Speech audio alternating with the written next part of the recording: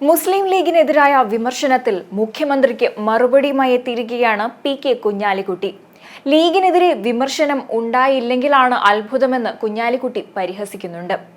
വയനാട്ടിലും പാലക്കാടും UDFന് വൻ ഭൂരിപക്ഷമാണ് ഉള്ളത്.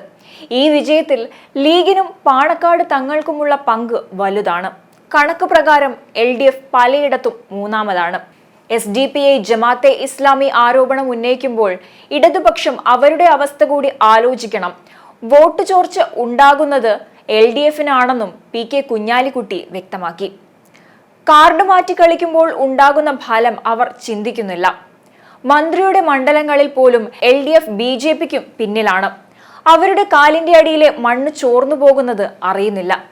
ചേരിതിരിവിന് ഇടയാക്കുന്ന വിഷയങ്ങൾ പ്രചരിപ്പിക്കുമ്പോൾ അത് അവരെ എങ്ങനെ ബാധിക്കുന്നുവെന്ന് അവർ ഓർക്കണമെന്നും മുഖ്യമന്ത്രിയുടെ വിമർശനത്തിന് പി.കെ. കുഞ്ഞാലിക്കുട്ടി മറുപടിയായി പറഞ്ഞു.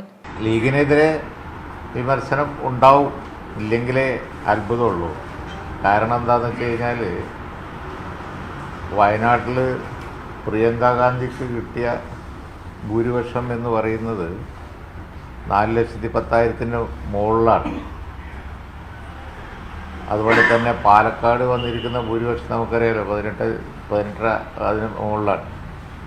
ഇത്ര വമ്പൻ ഭൂരിപക്ഷം കിട്ടുന്നതിൽ മുസ്ലിം ലീഗിൻ്റെ സംഘടനാ ശക്തിയും സാദിഖ് അലി ശിഹാബ് തങ്ങളുടെ നേതൃത്വവും ഒക്കെ വഹിക്കുന്ന പങ്ക് അവരെ രോഷാകുലരാക്കുന്നുണ്ട്, അലോസരപ്പെടുത്തുന്നുണ്ട്. മാത്രമല്ല വയനാട്ടിൽ നമുക്കറിയാലോ, ഇന്ന് കണക്ക് വന്നിട്ടുണ്ട്. കണക്കിൽ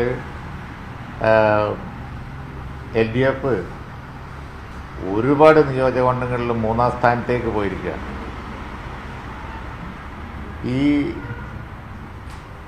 ഡിവൈഡ് ഉണ്ടാക്കി ഗവൺമെൻറ്റിൻ്റെ നേട്ടവും പുരോഗമന രാഷ്ട്രീയമൊക്കെ പറയുന്നതിന് പകരം ഈ ജമാഅത്തെ ഇസ്ലാമി SDPI എന്നൊക്കെ പറഞ്ഞ് ഇങ്ങനെ അതുപോലെ മറ്റു പല ചേരിതിരിവിന് ഇടയാക്കുന്ന വിഷയങ്ങളൊക്കെ പ്രചരണ വിഷയമാക്കി പോകുമ്പോൾ ഇടതുപക്ഷം ആലോചിക്കേണ്ടതാണ് അവരുടെ സ്ഥിതി എന്താവും എന്നുള്ളത്.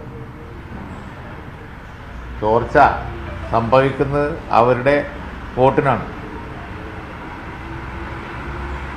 ഈ പ്രചരണം അവരിപ്പോൾ നടത്തിക്കൊണ്ടിരിക്കുന്ന പ്രചരണം ഈ കാർഡ് മാറ്റി മാറ്റി കളിക്കുമ്പോൾ വരുന്ന വിഷയം അവരെ എങ്ങനെ തന്നെത്താൻ എങ്ങനെ ബാധിക്കും എന്നവർ ചിന്തിക്കുന്നില്ല.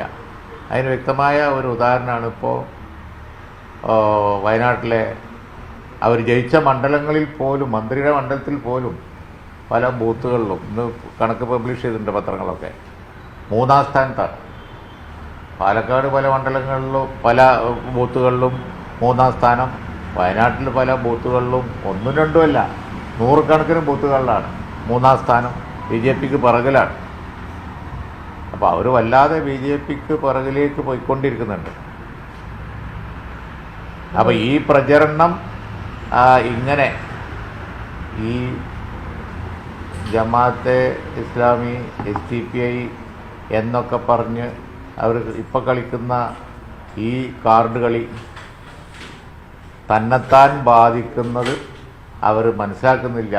അവരുടെ കാലിൻ്റെ അടിയിൽ നിന്നാണ് മണ്ണ് ചോർന്നുകൊണ്ടിരിക്കുന്നത് എന്ന് അവർ ശ്രദ്ധിക്കുന്നില്ല എന്നാണ് ഞാൻ പറയുന്നത്. പിന്നെ UDFന് സ്വാഭാവികമായി ഉണ്ടാകുന്ന വമ്പിച്ച വിജയത്തിലൊക്കെ ലീഗിൻ്റെ പങ്ക്,